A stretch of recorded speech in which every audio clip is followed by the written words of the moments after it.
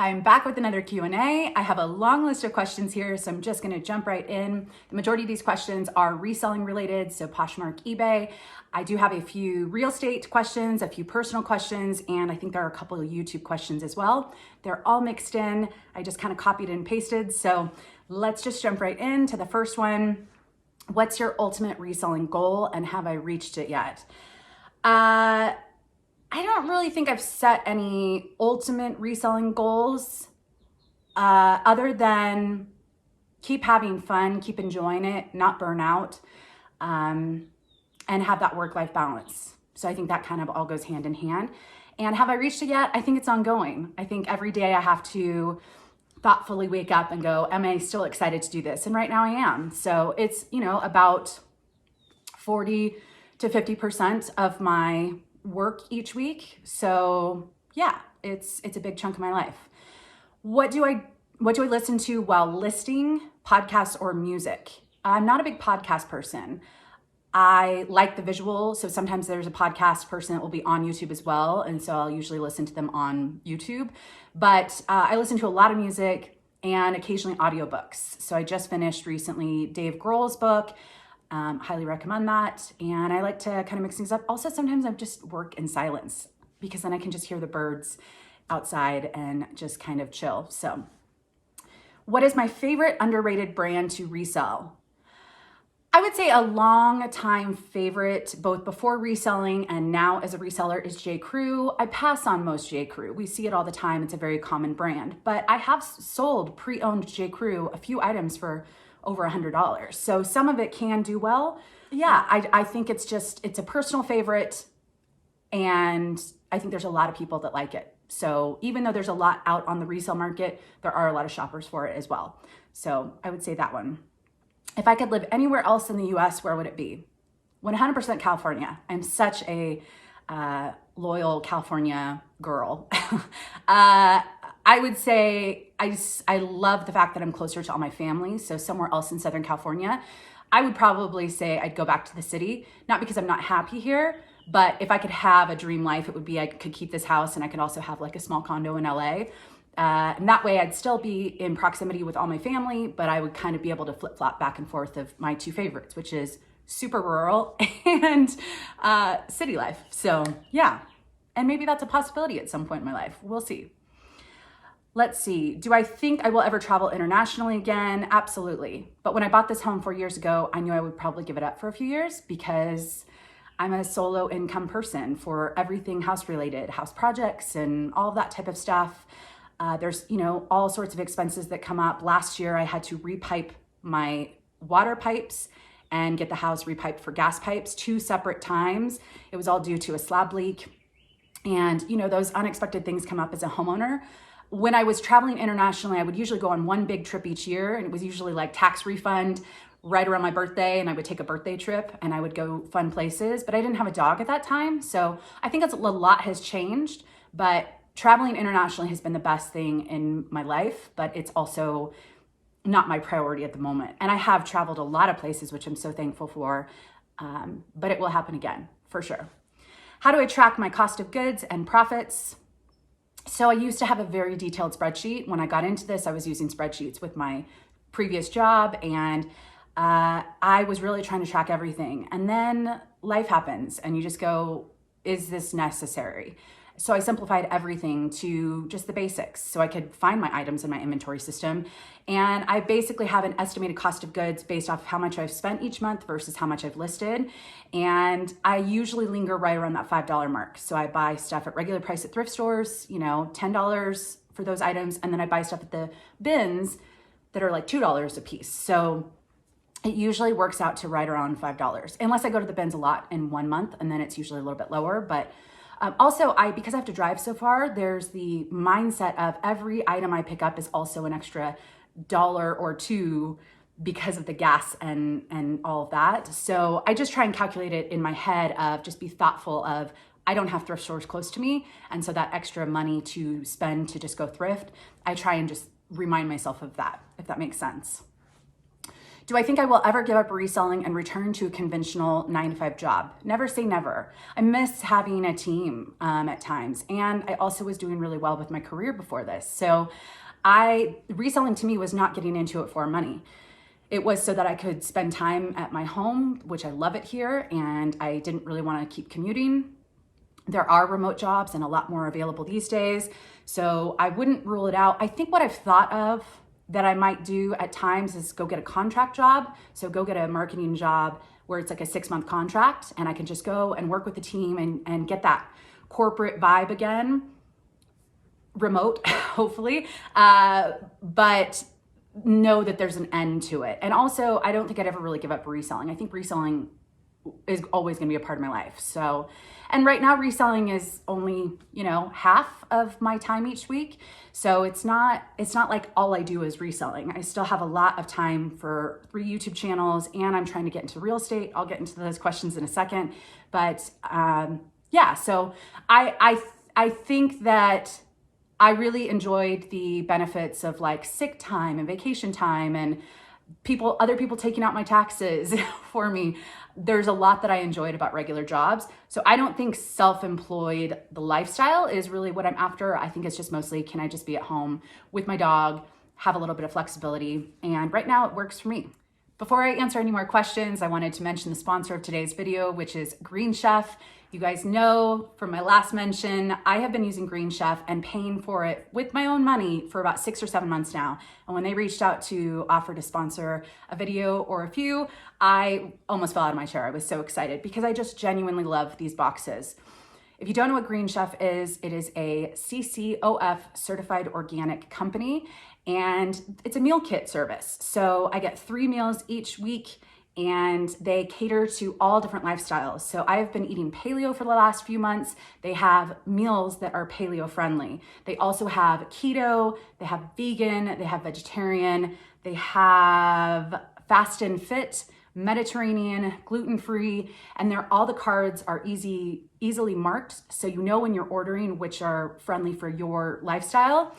I love their food, I love the options, and I love the convenience. So Green Chef makes cooking easy with step-by-step instructions, chef tips, and photos to guide you as you follow recipes.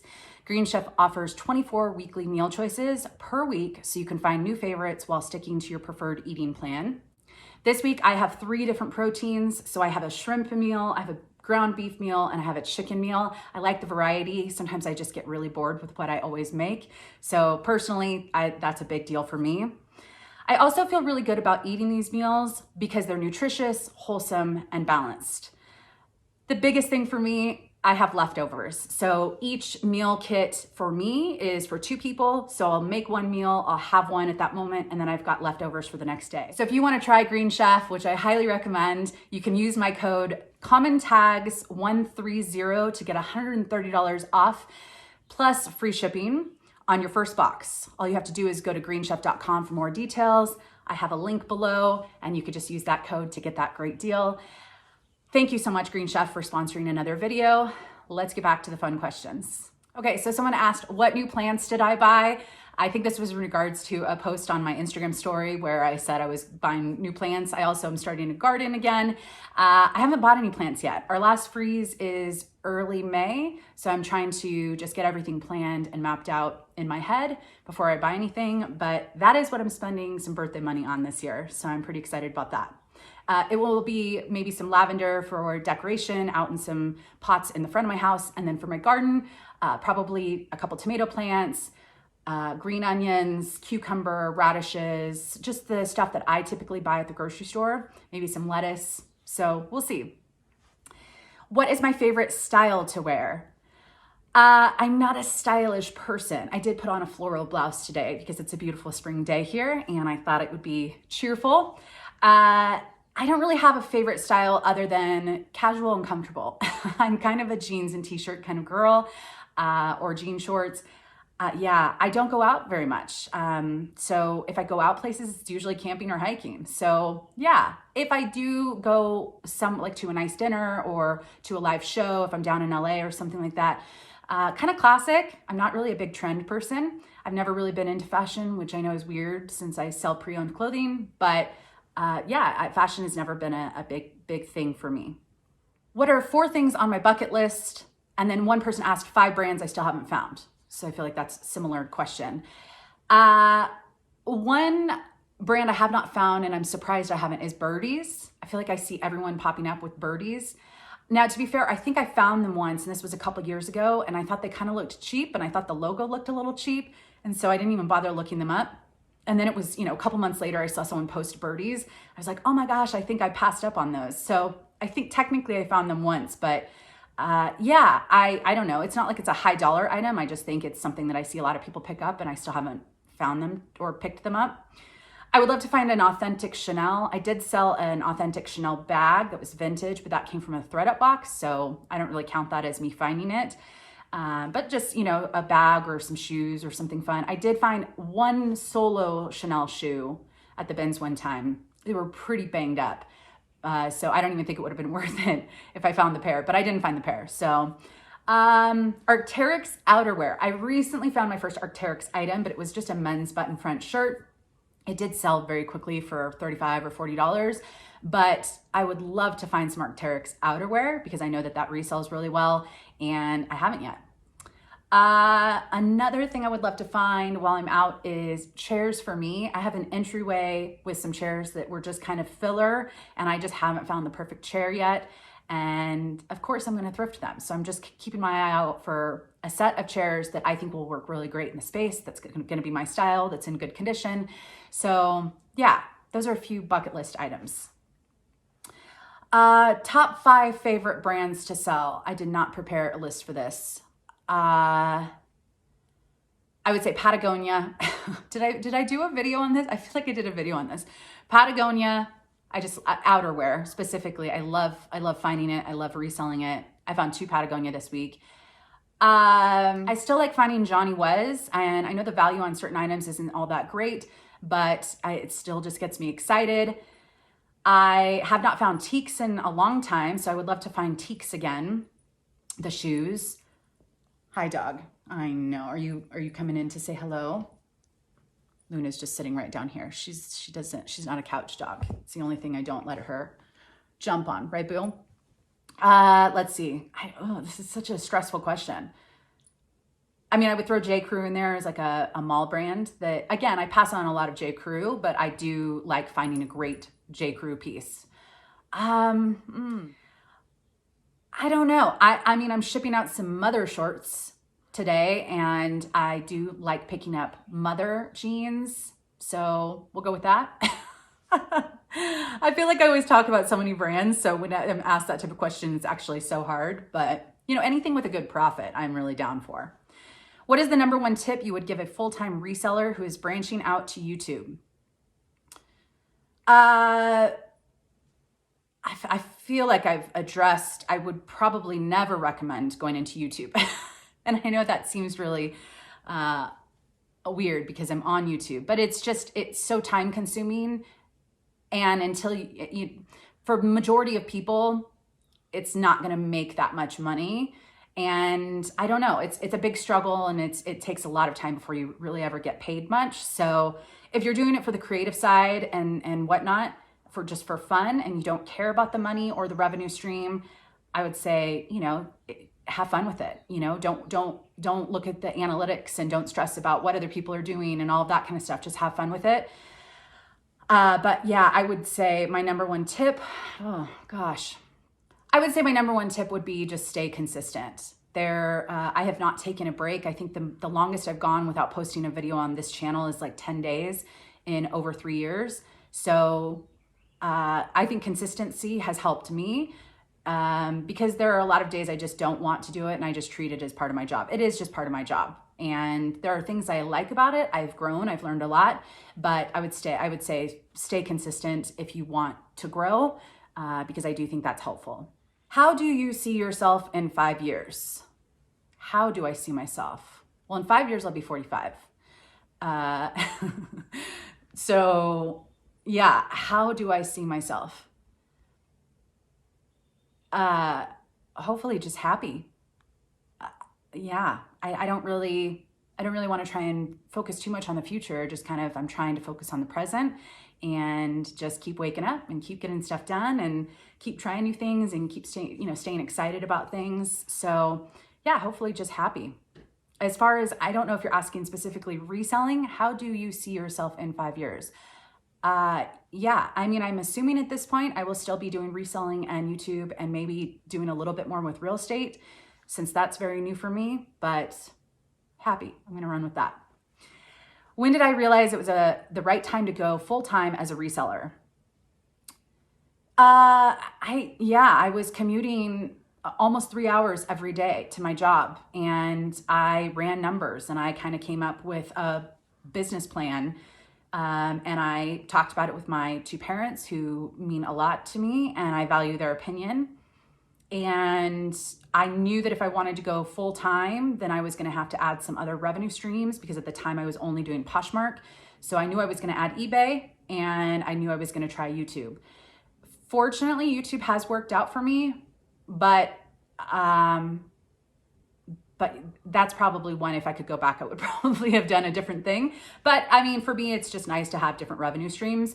So I think realizing to go full time, if you are a solo person, you're paying all your bills with reselling, you don't have any other revenue streams, I would say just crunch those numbers, have some savings, have a plan, factor in healthcare and 401k and savings and all of that stuff into your calculations. It's not just, can I pay my bills right now? It's what if I have a bad month? And there are just highs and lows with this type of thing. So, have a plan in place. And also, don't be afraid to leave if it's not working out. I don't think this is like you have to do this forever. You can't ever leave. Yeah. But I went full time probably too soon. My commute was really wearing on me. So I probably jumped in. I probably wish I would have waited another 6 months to a year of being part-time, but I was excited. And so I just, jumped right in and had a plan. Did Mercari and Posh send you tax documents on filing taxes? So I don't really talk taxes on this channel because my dad is a CPA or a retired CPA, and taxes are different in every state. It's very complex, and I think there's a lot of bad information passed on YouTube. I think the best thing is definitely get tax advice from a local tax professional that you can use. As far as this specific question, I don't sell on Mercari, so I don't know anything about Mercari. Poshmark, they did not send one this year, but I believe they are sending us some tax documents for this current year. So we'll get that in January, I believe. But I'm sure you could reach out to Poshmark and Mercari to their customer service and specifically ask if you have questions about that, about what they're sending and when they're sending it. What would I tell 30-year-old me, both personally and professionally? Well, that was 10 years ago. I feel like it was yesterday, but I mean, at the time I was just really, really focusing on trying to build a career in Silicon Valley, and I wanted what I thought was my dream job. What would I tell myself then? I would say personally, keep focusing on you and just living your life day to day and not worrying about what society has as far as expectations. So, I wanted to travel and build that into my life. I wanted to have my friends and spend time with family. I don't know. There's nothing I would go back and change. So I don't think I would tell my 30-year self anything. I would just be like, keep living, keep going, keep going. And don't be afraid. Don't be afraid to try new things and take risks. And I've always kind of had that mentality. What's the most you've ever spent on an item to flip? I am not a high dollar. I don't spend up for most things. I would say I probably spent $20 or $30 on a few items. I don't do retail arbitrage. It doesn't bring me joy. I don't enjoy it in any way, shape, or form. And I'm not opposed to other people doing it. It's just not my favorite thing. I don't have that thrill of the hunt with that. Yeah. So and most thrift stores, I mean, there are things that are marked up, to $20, $30 at times, and some things are worth paying up for. So I would say that's probably about it. But what is your process to move old inventory, decide when to redonate? So right now I run some promoted sales on eBay. So items past older than a certain point are kind of marked down. I, I, I think I watched a video from, I think it was Lonnie at Shed Flips, who walked through the process. If I can remember, I'll link it below, but I probably won't remember. But yeah, so I do those sales every week. I just refresh it, or I redo it every week. I have, sometimes I just pull stuff and I just donate. What's my process? I don't really have a process. If I have time and I see an item in a bin and I'm like, I've had that for too long. Yeah, but I would say it's kind of a low priority for me. I have the space, I have everything kind of organized, and yeah, but I do like to redonate. There are bad buys and some things just won't sell. Probably eventually, if you wait 50 years, they'll all become vintage, or 20 years, they'll all become vintage. But yeah, if I see something and I think, oh, this is really low dollar, it's been sitting for over 2 years or something like that, I'll just pull it and redonate it. But I don't really have a specific process. Overall, do you work more hours or less hours than when you are self-employed versus when you had a 9 to 5?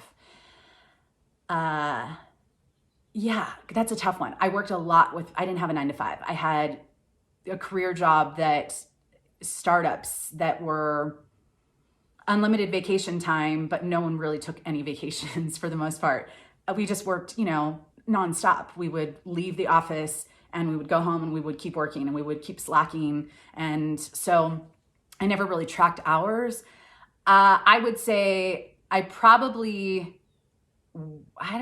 work a lot now, but I've also got more work-life balance because I force myself to take breaks. So I force myself to go to yoga. I force myself to go on camping trips, to spend time with friends, that type of stuff. I'm starting the garden, so I'll have something to kind of focus on. So I would say probably I work a little bit less now, but at times in my reselling journey, I probably work too much. And it's also hard because I mix in things. It's not like I just wake up and go, I'm starting reselling at 8 and I'm going to finish at 5 and I'm going to have an hour lunch. It's like I'll take some pictures and then I go do some dishes from breakfast, so it kind of all mixes in. But I work a lot, but I'm doing something I enjoy doing. And I also have the flexibility to take breaks. And I do take breaks, which is great. Do you think you'll ever have kids or any more fur babies? This person, I don't use the term fur babies, but that's what they wrote. So I'm assuming another dog. Yeah, this is an interesting time because I'm turning 40 tomorrow, and not when you guys see this, but when I'm filming this.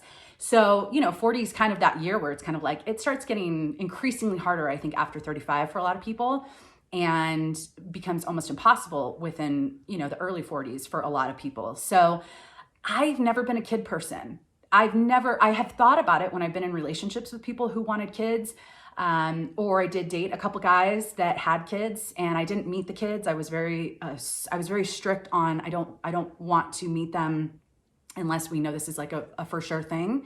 So yeah, I've just never been a kid person. I'm a youngest child. I never really did any babysitting.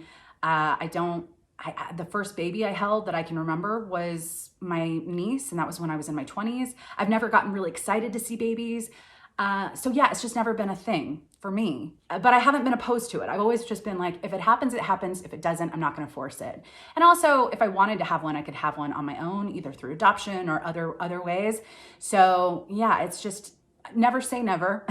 But I think at this point, I'm pretty confident I probably won't have kids, and that's by choice. But I'm okay. I have a good friend of mine who just recently got pregnant, and I'm so excited for her. I'm planning a baby shower, and I'm excited for other people. It's just not really my thing. Another dog I've thought about, because Luna is so high energy. She just needs so much time to play, and I struggle at times.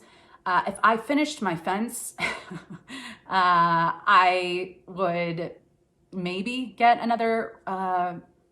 adopt another dog, rescue another dog.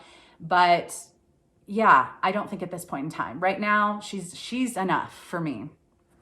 And then another person asked, but I just put them together because they're kind of related. Do I ever want to get married? And this person said they had just recently got married in their early 40s, and they were curious as to my thoughts. Again, it's something I never really wanted a wedding. I always said to my parents from a very young age, if I ever got married, I would elope. My dad's like, great, send me a postcard. Yeah, I don't know. I have been in relationships where I thought it might lead to that at some point, but yeah, never say never. But right now it's not really a priority. I don't know. I've never really, like I said, if I were to ever get married, I would go on a vacation with a partner and I would come back with a ring on the finger and say, yay, family, I'm married. Like it would just be so, I don't know. That's just me. But yeah, weddings are not my thing. All right, Howdy from Texas. So this is kind of, okay, so this is their comment to me. Howdy from Texas. Howdy, Texas. So trying to get this reselling thing going, can you bullet point out loud, LOL, some of the most common tax write-offs for business and when to start officially keeping tabs? Is a DBA required? She's part-time right now. She's only sold close to 2,000 for fun mostly. She just wants to reap any possible benefits I can moving forward. Thanks, your content is awesome, by the way. So I use a system called Self-Employed by Intuit. I'm sure something linked below. It's an app on my phone that tracks my mileage. I would say mileage is huge, but I also drive a lot. So that's really, that's a huge one for me to track. Also my expenses. So I have a business checking account that is separate from my personal checking account. And that is connected to the business one is connected to my self-employed as well. So all transactions on that card, I can filter to kind of what they are. So, purchasing inventory, purchasing office supplies like tape or, those types of things, poly mailers, anything that you spend on your business. There are some things that, write-offs that, again, I can't give tax advice, but I would say, track as much as possible. If it's just super part-time, track how much you're spending and keep the receipts at thrift stores if they have them. I know yard sales, some people manually create, receipts each yard sale, so they have some sort of record, but yeah, I would say keep track of as much as possible in a simplified way. And self-employed, this is not, the app that I use and have used for a couple years is just a huge, it's QuickBooks, Intuit, self-employed. And again, I think there's a link if you want a code. I'm sure there's some minor discount, but it's only like $10 or $15 a month and it keeps track of everything for me. I just have to go in every week or two and kind of filter through and sort things out a little bit, but it's super easy. I hope that is helpful. To get a business checking account for me, I did have to have the DBA, the doing business as. So I had to go to my county offices, fill out some forms. My business is registered. And yeah, but I think that I did that pretty early on because my dad, he's very by the books and I'm very by the books. So I would say as soon as you know that you're probably going to keep doing this, whether as a hobby or part-time or full-time, the sooner you start that stuff, the better. What are your thoughts on sellers undercutting prices to make sales, in turn driving down comps? I don't really have any thoughts on other sellers. If something's out of my control, then I don't have control. I don't really try to worry about it. Yeah. So there are a variety of different sellers out there with different tactics and methods. And I just try to focus on what can I find? How am I going to price in a reasonable fashion? How am I going to move product if it's sitting for way too long? I just try and focus on what I have control over, if that makes sense. When you find great inventory out of season, do you list it anyway or wait until the right season? I'm finding tons of great winter stuff as people go through their cold weather clothes, and I'm wondering the best way to handle it as this is my first major season change since I started in February or in January. Personally, I list things when I get them. I do not hold on to things. It just that complicate things. I would forget things. I would have a whole bunch of unlisted inventory places. I sell winter coats in the middle of summer, and I sell bikinis in the middle of winter. So I just list things when I get them.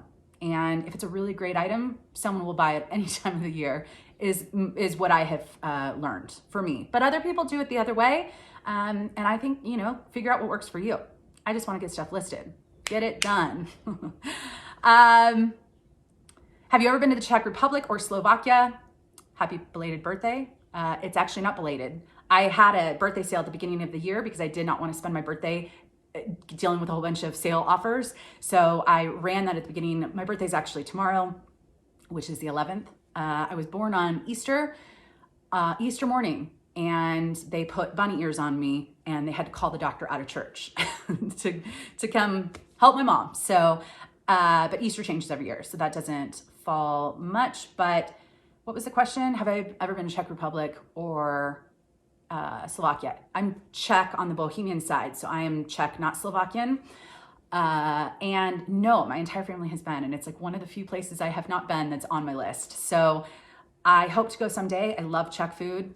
It's just, it's great. It's pretty bland to a lot of people. But for me, Czech dumplings with a pork roast and some sauerkraut is the greatest thing in the world to me. So, but I will get there someday for sure. And in case anyone's curious, I think I've shared that because my last name is Czech, but it's also on the Taco Bell menu. And so it's kind of a joke. When you source, any tips to not get too attached to stuff in your size? You may have talked about it before, but do you put your eBay store on vacation mode before you go camping? Two different questions. I should have separated those. I don't get attached to stuff in my size because I occasionally will wear something a few times before listing it, but I don't really need a lot of stuff. Like I bought this blouse knowing it would be probably fun and cheerful to wear on a video. Maybe I can wear this if I am doing a real estate video. So sometimes I buy specifically for me, but I wouldn't have picked this up. I don't even know the brand to resell. So sometimes I buy things for myself, but I don't know. I don't get too attached because I don't really go out much. So it's not really a huge struggle. But if it's athletic wear or hiking stuff, like Patagonia in my size, I'll just keep it if I need it. And if I don't need it, then I'll sell it. And what was the second question? Oh, do I put my eBay store on vacation mode when I go camping? No, only because I typically go camping on part of a weekend. So, and my eBay store, I have 2-day shipping. So let's say I go camping on a Thursday night. I don't need to ship on Friday. I never ship on Saturdays, and I can always come back from that trip and ship on Monday. So yeah, does that make sense? So I do not, I've never put my eBay store on vacation mode, but maybe someday when I can take more than a couple days off, like if I travel internationally again, I will do that, but I don't have any plans for that right now. How do you stay connected and social with others when you work from home and live in a smaller town? She's got another question as well. I feel connected and social because I'm always talking to family and friends via phone, via video chats, that type of stuff. I also go to yoga a few times a week and I'm around people there. You know, COVID, I think was hard. A lot of us lost that connection and that people time. And so I think it's been a rough couple years for a lot of us, but I do go sourcing in LA and I typically have a few favorite spots where I'll go and eat after and sit and mingle. And, so I do that. I have friends that I'll go and hang out with, you know, at their house, or they'll come over here, that type of stuff. So, you know, I'm an introvert. I like a lot of alone time. So it kind of just works for me, but I am very connected and I'm trying to get out more, to just keep those connections going, because I think that's really important. The other question by her, what's your top 3 reseller tools you would recommend outside of a normal camera, printer, measuring tool, etc.? I would say lights. That really made a difference for me because when I started reselling, I was working full time. And because I had a almost 3-hour commute each day, I would come home and it was dark. So I really couldn't take photos most days because I didn't have lights. So I got those pretty early on and that helps. What else? What else do I have? I personally like having a steamer. I don't wash all my items, so a steamer for me really makes me feel confident that it's getting a good steam. It looks nicer in the photos. I did go for the Jiffy steamer. I think it's linked below, which is kind of an investment, but I just didn't want to spend something on a $50 steamer and have it break in a year or not be that great. I think also the amount of water, some of the like handheld ones, they don't hold a lot of water, so you just have to keep refilling. Anyways, and what other things? I would say some sort of rack to hang things on, maybe. I'm just trying to look up there where I take my photos. Some sort of rack to hang what you have found, and it just keeps things kind of organized. But yeah, I don't know. It's kind of, we all kind of have a lot of the same setup for the most part, so I don't think I'm different or unique in that. I love watching the view of your backyard, so inspiring. After closet clear out promotions, do you relist or just raise your prices back? I feel like closet clear out on Posh forces me to continuously lower my prices. Some people did respond to this person on the YouTube comment and said, I don't do closet clear out. I've tried it a couple times. I've never sold anything. And to me, it just drives me nuts. It's a weird thing that Poshmark does. But so I don't do closet clear out. So I never worry about that. But I do lower prices over time. So if something's been sitting for over a year, I might bring down the price 10% and have it relisted with a new price. But yeah. Have you noticed a difference between Poshmark Ambassador 1 and 2? If so, would you advise working towards level 2? I don't know what the difference is. I didn't keep track of it. I don't notice. I don't worry too much about the Poshmark stuff. I don't even really know what the benefits are of being a Poshmark ambassador. I tried to get it in the beginning because they make it seem like there's something, but I'm probably the worst Poshmark seller in keeping up with what's going on because I just kind of tune it out. So I'm sorry. I don't know, but there might be a video on it if you Google it from someone else. Hi, curious to know your tips on how to record in public, like my Thrift With Me's. I may be wrong, but I don't think you wear a GoPro, so I'd love to hear. Actually, here's I've mentioned this before. This is a case that I have. I used to use those loopy cases, but those you can't move around. So when you film on YouTube, you have to film horizontal. And so this thing it's super cheap on Amazon. Like I think this is my third one. But I like it because you can move the ring. And so I can hold it vertically if I'm looking up comps or something, or if I'm filming and I'm wanting to walk into a store, it just kind of adds a little bit of protection because I can hold it like this while walking or looking at items and I'm thrifting and I kind of do this. But yeah, I don't know. It works for me for now. I'm sure I'll upgrade some things, but GoPros, they're just so obvious. So, and a lot of people, I don't know. When I see someone walking towards me with a GoPro, I immediately want to turn and just be away from them. So I don't want to have that vibe. And I do film in a lot of places that don't really allow filming. So I'm trying to kind of be a little bit sneaky in that. But which parts of reselling stress you out the most and how do you handle it? I think that probably thrifting stresses me out the most. And the reason for that is I usually am driving about 2 to 2.5 hours to most of my thrift stores or the bins or anything like that. And so it's an all day excursion for me. And if I'm having a bad thrift day and I'm not finding much stuff, it really makes me sad of how much money and time I'm spending just to go and find nothing. And because I drive so far, I can't just, go into a couple thrift stores. Oh, this is a bad thrift day, I'm going to stop. I kind of have to keep thrifting, and you just sometimes have those bad thrift days. So I would say that's probably the most stressful thing for me is having decent thrift days because I am driving so far. How do I handle it? I just keep working. I don't know. I usually will walk into a thrift store, and if I'm not finding much in 30 minutes, I'll go on to another thrift store. I don't typically spend too long at a thrift store unless I'm finding just a huge amount of gems. But yeah. I mean, there's stress in every job for sure. Any interest in through hiking or any favorite hiking outdoorsy books? Also, they agree zip convertible pants are a holy grail for them. Yes, I think I mentioned that in a recent haul that I think those are fantastic hiking pants when they can zip off into shorts. Yeah, I dream all the time of doing a through hike with the Pacific Crest Trail, partly because that goes through the Tehachapi area and we get hikers that come in, and I have done sections, but I would love to. I don't have months at a time to take off. I have a home, I have a mortgage, I've got a dog. Dogs, I don't know of any of the trails, like the Appalachian Trail or what's that center trail. Anyways, there's 3 main trails in the US that you could do a through hike that I know of, kind of the 3 big ones. And I don't know if dogs are allowed on any of them, but yeah, I don't know if that will ever happen because it would be a huge sacrifice, but I would like to do Whitney at some point. I tried to do it. They have a lottery system and I haven't been able to score it, but I think for now, just things in moderation kind of work best for me. But I'm in awe and I love watching those videos. Outdoorsy books. Oh my gosh. What is the one? Hike in the Woods by A Walk in the Woods.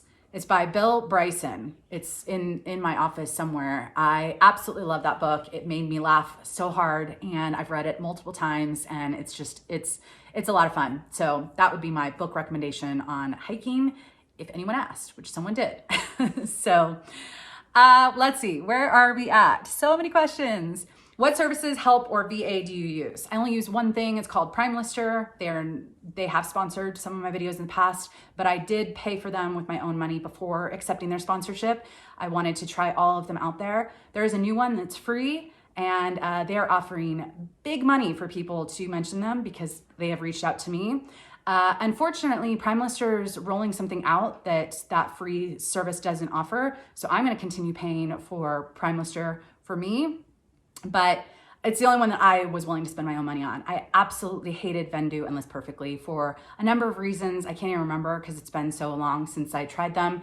But I also didn't have the best of communication with them. So that probably also, but I went to every team and said, I've tried your service now for a month. Here's some of my feedback. Can you answer these types of questions? And I had a better response and a better experience working with PrimeLister. And their platform's been easy. It's also the cheaper of the three, and cost is a factor when I make those decisions. So yeah, PrimeLister is the only thing I use besides Self-Employed app. I use that to keep track of my business expenses. But as far as help, that's the only help I have as far as cross-listing and Poshmark automation is PrimeLister. What did you consider when making your decisions? Oh, okay, that's the same person. Yeah, I considered cost, ease of use, and my communication with them when I gave them constructive feedback. And yeah. How do you grade the quality of pre-owned clothing pieces? For example, do you differentiate between good, pre-owned, excellent, or like new? I can never find much info on this, just quality grades for books and coins and such. Always wondering if there's a standardized grading system and if I'm using the correct terminology, LOL. I use two things: new with tags, good pre-owned. That's it. Occasionally, if it's a flawed item, I will just put item is pre-owned with, and then I'll list off the flaws, but everything is good pre-owned. I don't care if it feels brand new to me. I always want to undersell, over deliver. Is that the right expression? So I want to label it as good and then have them be excited that it's in excellent condition, you know? And some things are just in good condition. I just don't want to oversell it and have someone disappointed. And people will still be disappointed no matter what we do. But yeah, it just keeps it simple for me. I don't have to overthink. But that's a good question. Right now, more than ever, resellers are migrating towards eBay and scared of shipping. Not really a question, but I do think a how-to video would be great right now. I'm assuming you're saying a how-to of how to ship on eBay. I don't really do how-to videos on this channel. This is more of an entertainment channel, and then I share brands and I take you thrifting with me. How-to videos are just not something that I watch or create. There are also a billion how-to videos of how to ship on eBay. So I don't think that's in my cards, but again, never say never. Maybe I'll get into the how-to videos someday, but I highly doubt that. But I can't think of one off the top of my head. I do like Shed Flips.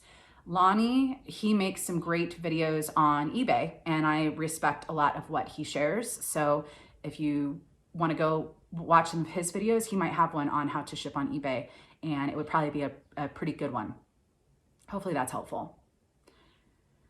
If you were to begin reselling today, brand new to all of the platforms, which would you begin with and why? I'd probably begin with eBay because it's a more challenging one to learn, but once you learn it, everything else is cake. So I just prefer eBay. I like the platform a lot more than any of the ones that I've tried. So eBay. And that's kind of like when you have a pile of stuff or like a to-do list, do you always start with the easy ones first to kind of start checking things off, or do you start with the hardest one just to get it out of the way? I'm usually that person, like, let's get the worst out of the way and everything's a little easier. So that's probably why I would go that direction. Do you wear items that you have listed? Seriously, I have watched a few reseller videos and some of them have mentioned getting a couple wears out of certain items before they sell. Personally, I would be too scared because I'm always dropping food on my shirts or my thighs be rubbing. And then she's got a whole bunch of crying, laughing faces. I don't really, I mean, if someone invited me to a nice dinner or something, like where I had to get out of like my normal clothes, I would probably look in my inventory and see if there was something.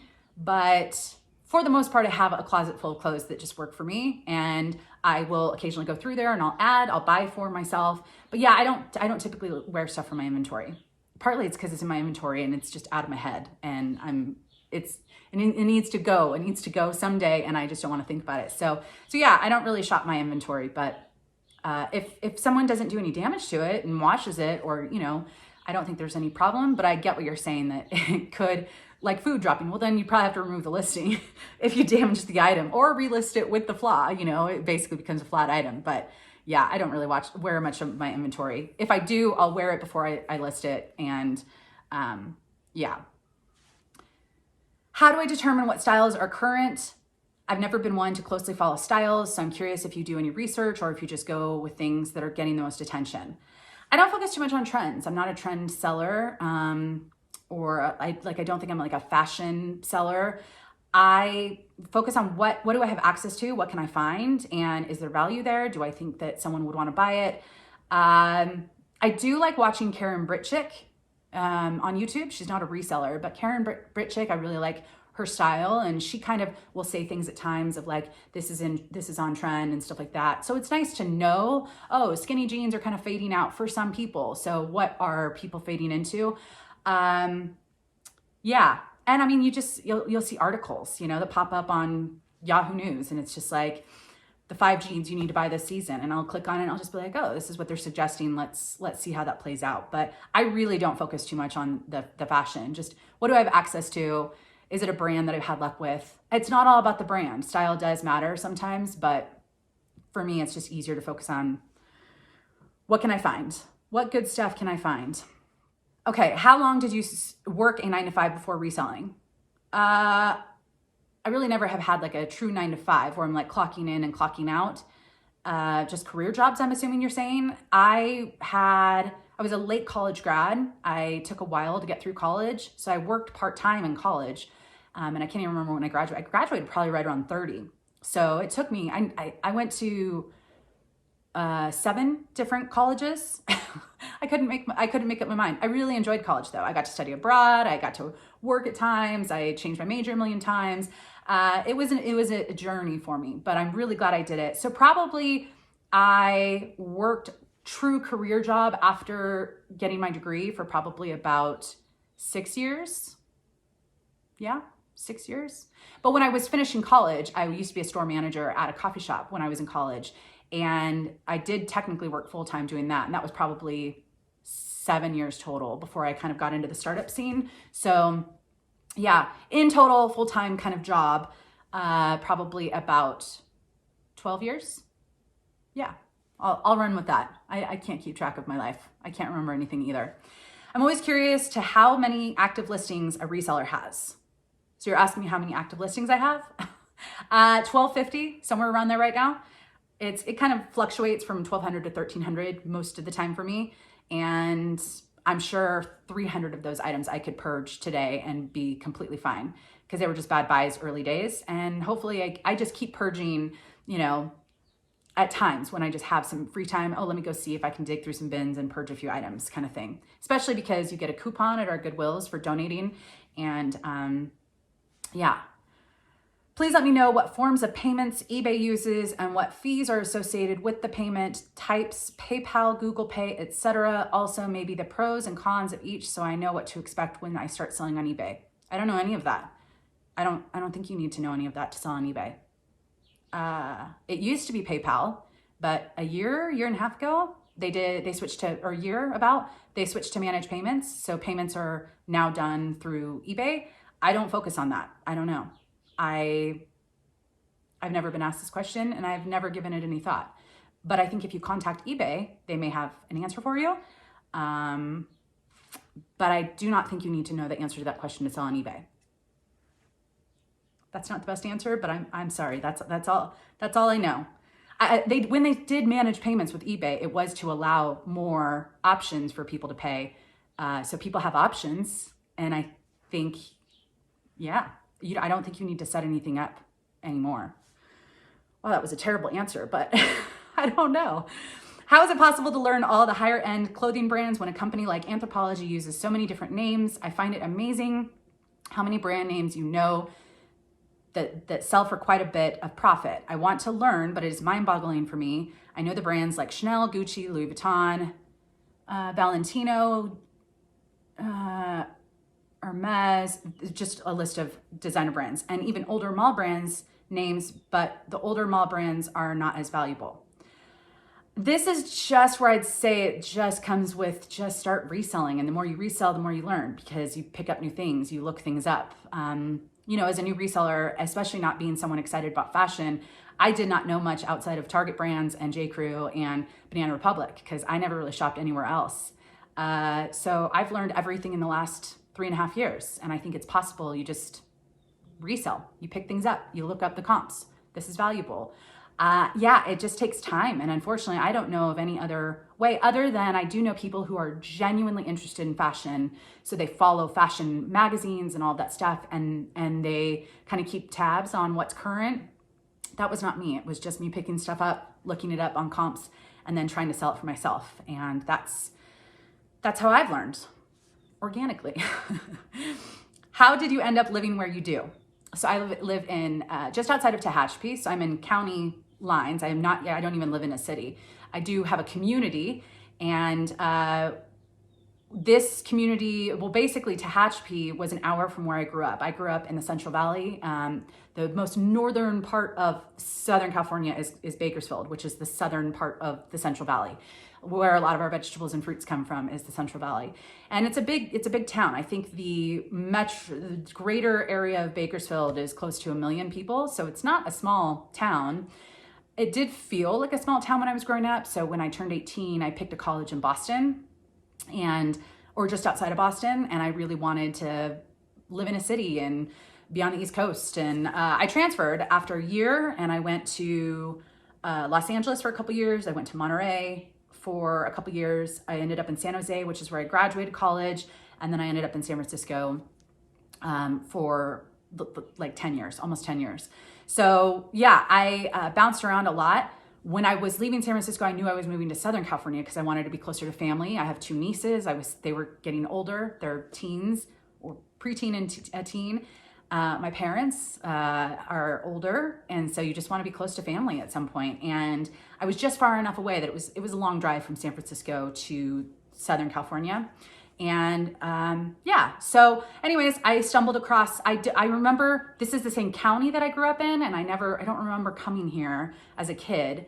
I do remember seeing on the weather news, nightly news, when they would show the weather in your area, and it would always show Tehachapi, and I'm like, oh, there's just weird people that live up in the mountains. Lake Isabella and Tehachapi are kind of the mountain communities in this county. And yeah, I just never thought anything of it. But when I was visiting family, I stumbled across an apple festival in Tehachapi, and I decided to come up with the dog. And I thought it was so cute and quaint, so opposite of what I was used to in San Francisco. And I was driving around and I saw this dome house. I didn't end up buying it, but I called the realtor that had the sign out front, and I didn't realize I could own a home, because in San Francisco that's pretty impossible. But after kind of looking at things, I was like, wow, I can actually maybe buy a home up here. And so yeah, I went house shopping for a couple months and found this one, and I haven't looked back. So that's a very long answer of how I ended up here. That's how I live in the greater Tehachapi area, because it's an hour from my parents and about 2.5 hours from my sisters. So let's see. Do I ever consign items? No. I've tried it. I did not like it. It's just not for me. Yeah, pretty easy answer. I just didn't like it. 3 more questions. Things you love and things you don't love about your house. I love the fact that it's quirky. I'm a quirky person. I'm drawn to unique and different, and I've always loved A-frames. And so I love the view, obviously. That's the big selling point. I don't love the fact that there are house projects, the pipes break, because this house is 1 year younger than me. So this house is 39 years old, and things start deteriorating on any house. But yeah, I like the quirkiness, like the old stove and the exposed ceiling and the A-frame style. I think the size is perfect. I had a 350 square foot studio in San Francisco, so this is like a massive house to me, but it's only 1,300 square feet. But I live here alone, so it's perfect for me. I don't love having to deal with weeds so much. It's fire control the fire clearance is a thing here. And so, you know, there's a lot of work with having land. I have 2 acres and I'm just one person. So yeah, it takes time, but I also wouldn't trade it. I mean, it's part of what gets me outside and, you know, so yeah, there's a lot. I have some cracked tile because I pulled up carpet and someone before that like flipped, kind of just basically put paint and new carpet in. They put carpet over this amazing tile. So I need to get that retiled because there's some cracks on one side and, you know, just expenses like that. So I want to finish my fence. I want to get the tile redone at some point. And yeah, I still need to do some painting from some pipe drywall stuff over here, but you know, one day at a time, one day at a time. I love this house. I love even the flaws of it. And it was built as a second home, so the materials aren't the greatest, and I think the style is kind of off in a lot of places, like my kitchen anyways, but you know, it's fun projects over the years, and it'll probably be projects for the rest of my life. How come you don't sell on Tradesy or Mercari? Have you tried those apps? Yeah, I've tried Mercari twice. I didn't like it, so I don't sell there. Tradesy I've never tried. I thought about it a couple times, but I just think, you know, if I try those, then it takes me away from selling on, I already have 2 platforms that kind of work for me. And never say never. With the new system that PrimeLister is rolling out, where it's going to auto delist without me having to do anything, I will probably start cross-listing on other platforms. But having more than one to remove items, it's just, it becomes chaos for me. So, but I will probably add some more apps when they roll that out, which hopefully will be in a few weeks. And I'll keep you guys posted. Definitely. Last question. How can I make it work on just one platform? I don't have the energy for cross-listing. Poshmark sales have slown to a haunt. I don't know what slown to a haunt means. Is that an expression? Slowed down? Slowed down? Has slowed down? Oh gosh. Okay. Well, I don't think I could make it work with just one platform. So I don't think I'm the person to ask. There are people that do. They might have suggestions, but cross-listing for me is very easy using something like PrimeLister. So, and there are other things out there, but Poshmark sales I think they've slowed down for a lot of us, and I'm just glad I have eBay. And if eBay slows down, then usually Poshmark picks up. So I don't know. I like having 2 platforms, and that works for me. And having other revenue streams like YouTube is really important. Trying real estate, having different revenue streams is what makes it work for me. But yeah. Anyways, that I think is all of the craziness. A really long video, so I hope you enjoyed. I tried to answer every single question this time, and I need to get this video edited and drive down to my sister's so I can spend time with family. I hope everyone's having a good day. Thanks for submitting a question, and I'll probably do this again in another six to 9 months. So if I didn't answer your question, there will be another Q&A in the future. All right, thanks guys. I'll see you guys in the next one. Bye.